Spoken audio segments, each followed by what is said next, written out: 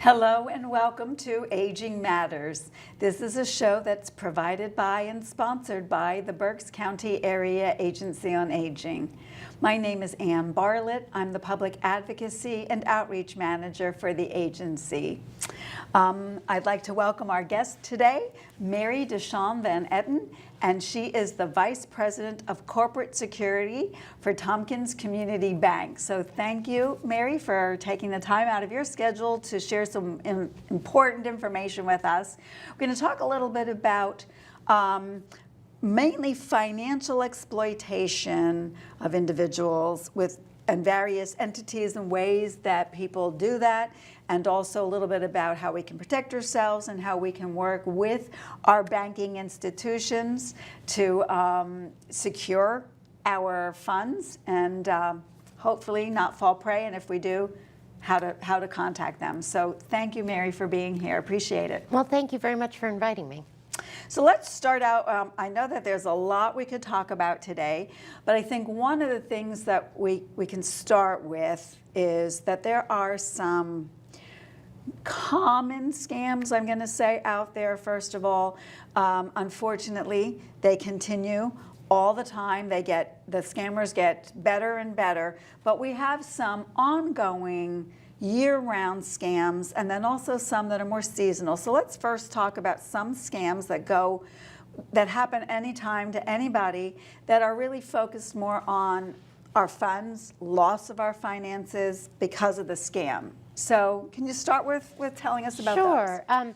We see a lot of what we call grandparent scams, and that's where we have people that are calling, the victim here, and what they're doing is they're pretending that they're a relative or a very close friend, and they're saying that they're in trouble. They may have been arrested. They may be in the hospital or in a car accident, and they can't talk. So they kind of pass the phone over to somebody, maybe a law enforcement person or an attorney, and will turn around and say that money needs to be taken care of, or they're going to jail or whatever else. And we get these a couple times a week. Wow. It's a lot. And so the customer comes into the bank and will ask for cash, and it's not normally their pattern here. So our tellers are aware that if someone comes in with asking for large amounts of cash or seems upset, they ask a couple questions like, what's the money for? What do you need it? Can I give you an official check? That type of stuff. And, we always ask them, are they being threatened or is somebody injured or whatever else, kind of to get that, conversation started. A lot of the people that come in don't want to share that information because they're embarrassed or they're upset and don't want people to know their business. And, we get involved to have that conversation is like, listen, if your child or your grandchild or whoever is possibly, let's call them. I did have a woman recently that was very upset. She wouldn't tell me why she was taking this money out, but we knew she was definitely well, you can see when they're upset, there's something going on. Yes. That's kind of an immediate thing that gives you kind of that red flag. Exactly. Yeah. So we turned around and said, hey, and finally she admitted to me that this attorney told her that she needed to get these funds out, and I didn't have the right to ask her why. And I said, actually, that's not true. Banks are required to ask when you take money out for that, especially the amount she was asking for. And she then told me that the attorney was introduced to her by her daughter. She'd never met him. And when she gave me the attorney's name, the attorney wasn't real. I couldn't find him out on, in the area that they were. And then I reached out to their daughter, who was supposedly the victim of this.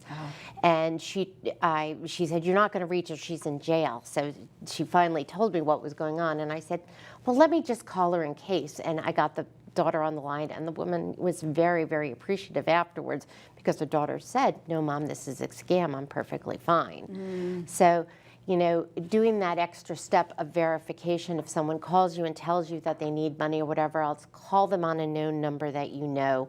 Even if they said that it was their cell phone number. I had a woman who thought her daughter was kidnapped, that type of situation. So definitely we see a lot of that. Well, and even, that's one that again, can occur anytime. Correct. But as you were talking, it kind of hit me, we're heading into the holidays, and, as a giving individual, as grandparents, we don't want to see harm to grandchildren or them get in a situation. So it's that giving thing, that season of I want to help. So I would think that would also occur a lot at this time too, specifically because we and want normally to, they say, don't tell mom, Yes. don't tell dad, that type of stuff. And it's very gut reaction if you only have one grandchild or you're really close to one grandchild. When they say Grammy on the phone, you automatically think of who that is, so you use that person's name. Yes. And so therefore that starts the whole, now they've gained your confidence and they go, yes, Grammy, and the next thing you know, it's too late. Yeah. And, they also ask, it quickly, immediately, you have to do this right away. So that's that impulsive thing that we need to be aware of, that, Correct. Take that time, as you said, to think about it. Did that voice sound right? Did they actually call you by the name that you know, to be called by that individual? Exactly. Check it out first.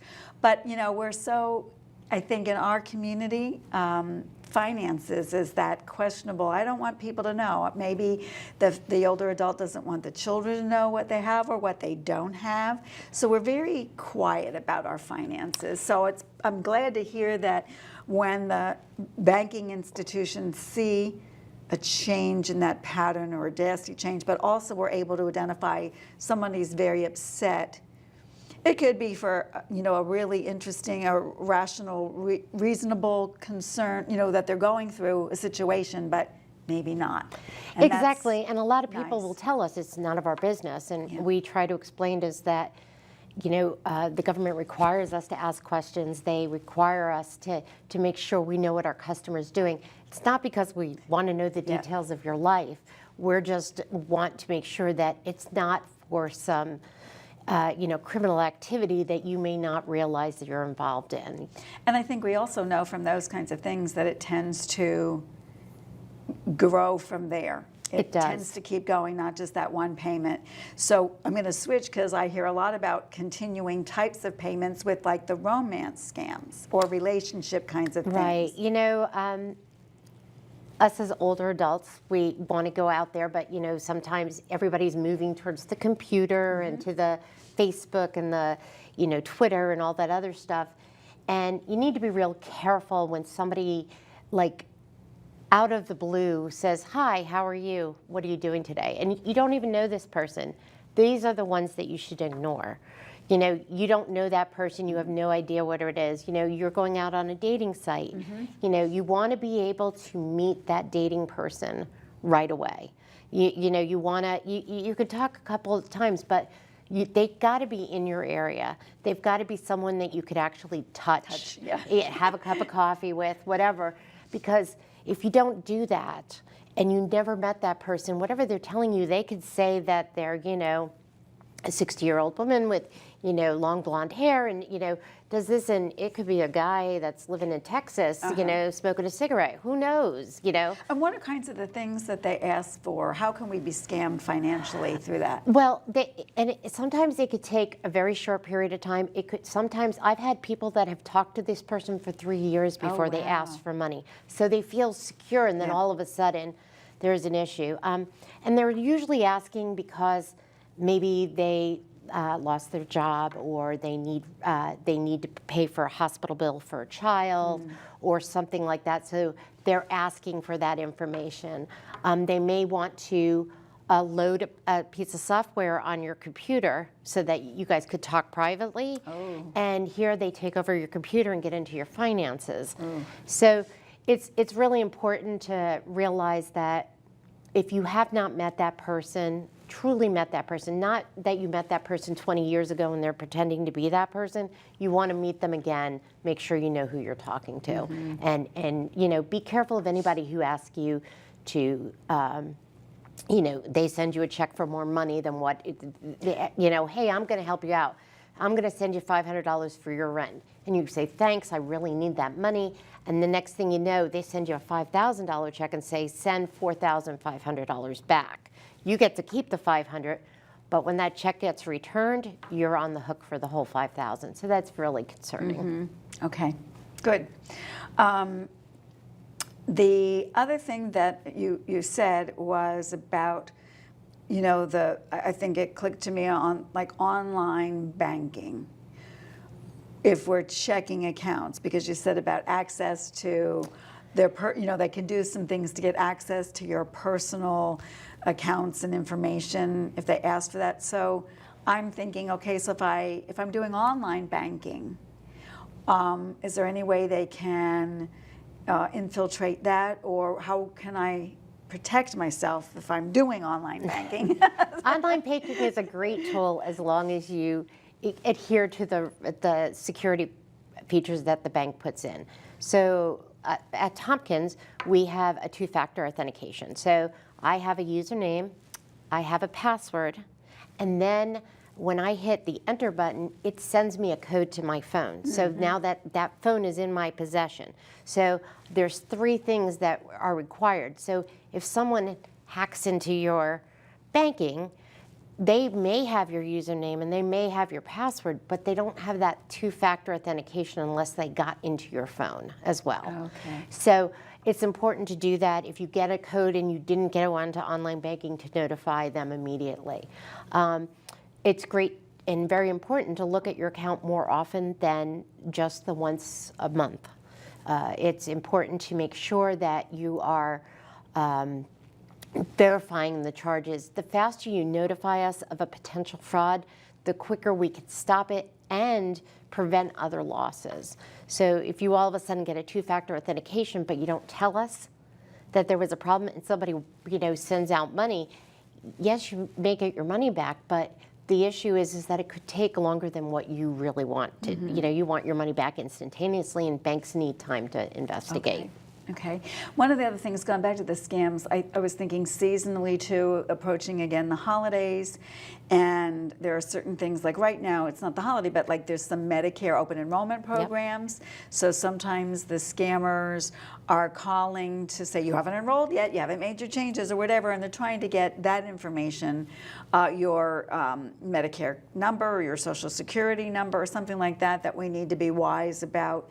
Not giving that information to anybody. If they're not going to call you, you know, Social Security, Medicare isn't going to call you and ask for that. They have that information. And that's the same thing with banking. Okay. Is that like when a bank calls you, they shouldn't be asking you what your online banking information is. They shouldn't be asking what your password is. They shouldn't be asking for your bank account number, because they should have it because they had to look it up to call you. Okay. Now, if you call them on their call center line, that's one thing. But when somebody, you're getting a random call asking that's not right, and you shouldn't be giving that information. And always tell your bank when there's an issue. When you think you may have been scammed, you may have hit that Amazon text that said your package was arriving, but they had the wrong address. You know, if you do that, and you know they possibly got into your phone, notify your bank right away. We could protect your account. All right. So that. Well, I'm thinking also, you know, as we go into the new year, and the next thing is taxes. Same thing in terms of the IRS. If we're doing our taxes, are not going to ask for our banking account information, and there are some scams along with that as far as identity theft and getting any refund. Wasn't there some things going on with that? Yeah, we've had a lot where they have actually pretended to be an IRS agent, or you know, the Attorney General, or even the FBI, and tell the customers that, you know, we found a car with drugs in it, and your ID was in there, or the car was rented under your name, or you didn't pay your taxes 3 years ago, and if you don't pay them now, we're going to arrest you. You know, we're going to come and bang on your door and arrest you. Well, first of all, they would never do that. Second of all, you need to be real careful because nobody would ask you to take money out of your account and send it to them to secure it. That is a problem. I had a lady who was trying to take the money out because she was a victim of identity theft, or at least that's what she was told. And the attorney general person who claimed that's what they were doing was telling them to put it in a secure account with them.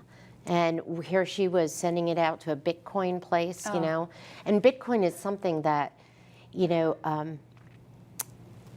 that you shouldn't be doing unless you're truly knowledgeable of it. And I mean, I grew up in the age where Bitcoin was coming up and thing, but like I would never expect my mother to do that. I would never expect them to, because it's unstable. It's not something you want. That's Not like secured, right? Yeah, right. It's not secured, and it's not. You're never guaranteed on the funds. You can put $1,000 in it today, and tomorrow it could be $100. So you don't know that. So really, you know, I suggest you stay away from, you know, people that are trying to help you invest money. You make sure that you're meeting them. Make sure that you're, you know, not picking them up offline to help you, you know, do your finances. Okay, all righty. So in terms of, there was one other thing in terms of the season and holiday. We talked briefly before the show about mail and stolen mail, because I'm thinking, you know, we're sending checks or cards or things, credit cards or things in the mail.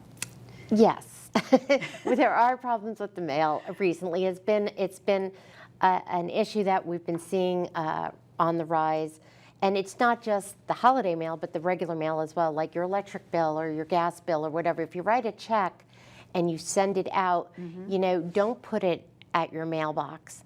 You know, walk in or put it in one of the secure blue boxes where you can only put one envelope in at a time. Okay. But for you to leave it possibly, you know, in rural, you know, Berks County, Right. your mailbox could be at the road. Exactly. And that little flag, you know, as it waves up there for the... Here I am. Yeah, it pretty much says, I put mail out here and come get me. Could be money inside. Yes, yes. Okay. So, and you know, they steal the check and they literally can wash it, or they can counterfeit it, or they can use the account number on the bottom of the check to do ACHs out of your account. There's a ton of things they can do. And you know, if you wrote And you don't even know. I no, mean, because by the time you realize it, it's too late. It's already out. And you know, there is protections for consumers, but you know, it doesn't happen instantaneously. And sometimes people are living on a very strict budget, and 2 days could be a lifetime for somebody like that. Absolutely. So let's talk about protections. What can we do? What enhance, like with financial institutions, for protection of funds as well? Well, if you use online banking, there's a product called Bill Pay. And Bill Pay, what it does is we pay your bill. You put all the information in. So I want to pay UGI $50 a month on the 3rd of the month. And you put all that information in. And what they do, back office, is they take that information and they may send that vendor a check, but it doesn't have your account number on it. It has the Bill Pay number on it. Or they do an ACH. So that they, and that means what? We're doing an automatic clearinghouse. So Thank you. what we're doing is almost like a direct deposit into the UGI's account for your bill. So that's taken care of, and it's between, all the information was here at the bank, and they did the work to put it into that account. So that's very nice to do. It's very easy to do, and it makes it more secure than you sticking it in the mail.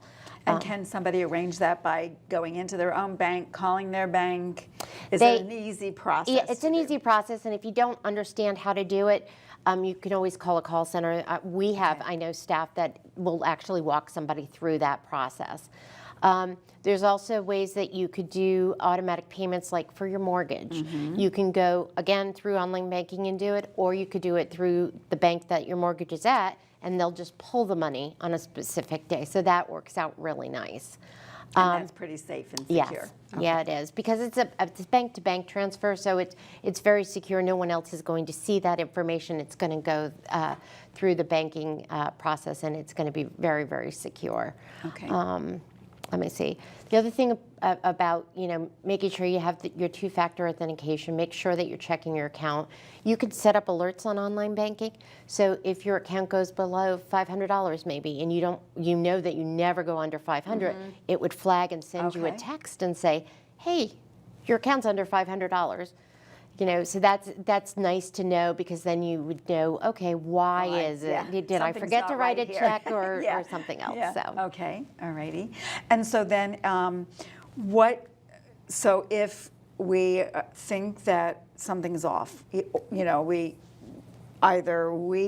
something that we notice in our accounts that's off, or where you're, as we said earlier, questioning some different change in pattern of our expenses, whichever, what do we as a potential victim do, and what then does the bank do in either of those scenarios? So let's use an example. How about if we say you were involved in a relationship scam and you had gotten a counterfeit check and you had sent money out. Okay. Okay, so that's the sample.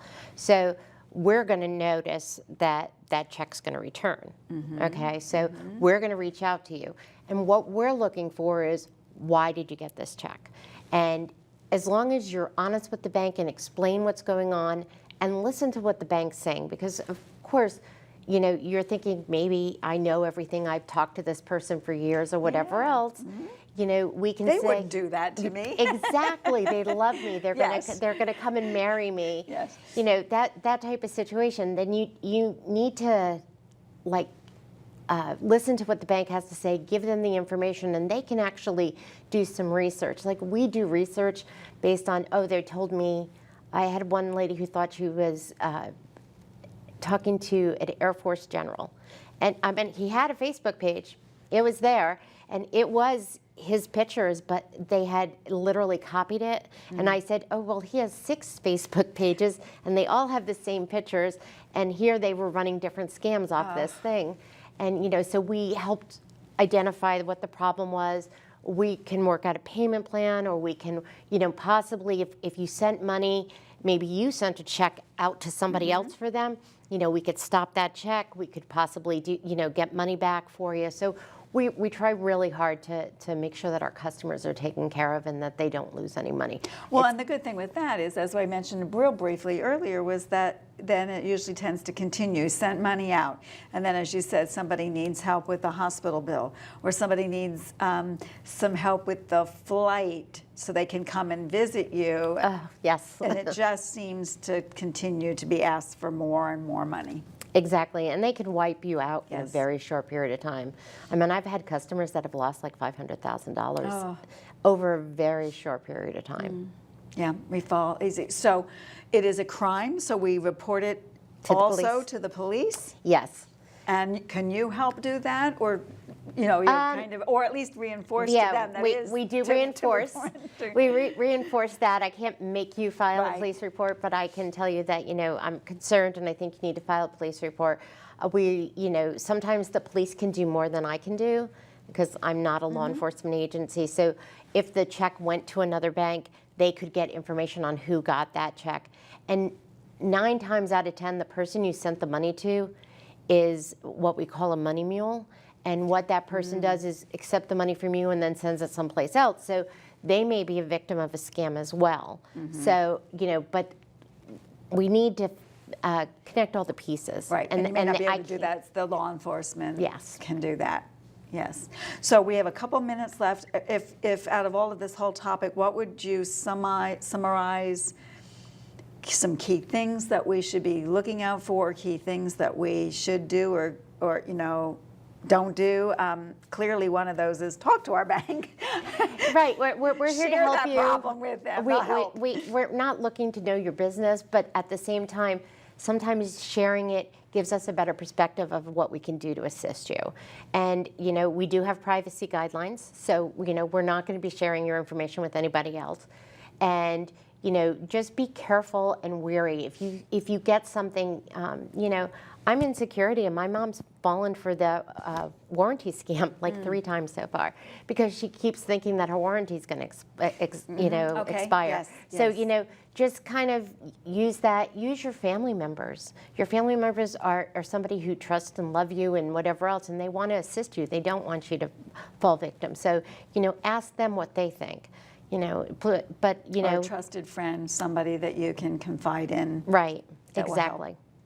Or they could call also us. They can call the Berks County Area Agency on Aging at 610-478-6500, also to report financial exploitation, which we would then also investigate. And many times it is working with the financial institutions to be able to collaborate and to kind of figure out what happened and then move from there, either with banking to reestablish accounts, and or the police to follow up and go after criminals. Yes. All righty. Well, thank you so much. I appreciate your information. As there's so much to think about and do and be concerned about, I think it's, think about it, take the time, think about red flags, don't be rushed into anything, watch what personal information you give to who, did you originate it or not, work with the banking institutions, open up to them. If there is an issue or concern, they're there, they can help, and certainly can call our agency at the Berks County Area Agency on Aging. So thank you so much, Mary. Appreciate your time and the important information you shared for everybody today. Thank you very much. Thanks for tuning in to Aging Matters.